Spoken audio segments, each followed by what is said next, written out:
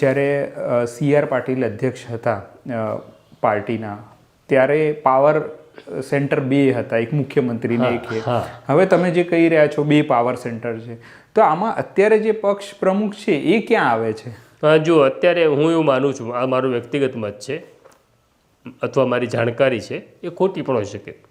હર્ષ સંઘવીને નાયબ મુખ્યમંત્રી બનાવવા એ નિર્ણય અમિત શાહનો જ હોઈ શકે. કારણ કે અમિત શાહ એક નવી ધરી, નવું પાવર સ્ટેશન ઊભું કરવા માગતા હોય સરકારમાં. કારણ કે હમણાં સુધી હર્ષ સંઘવીનું જે લાઇનઅપ હતું એ CR સુધી હતું. અને સંગઠનમાં જગદીશ વિશ્વકર્મા છે એ પણ અમિત શાહની નજીકમાં છે, એટલે સંગઠનમાં પણ એમણે એક પોતાનો દબદબો ઊભો કર્યો.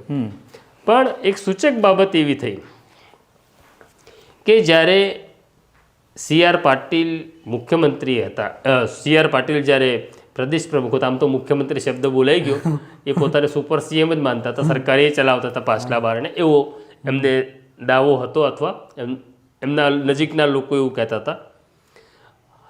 ત્યારે એક વિવાદ થયો અને એમાં મહામંત્રી હતા પ્રદીપસિંહ વાઘેલા, અને એમને પછી ખસેડ્યા.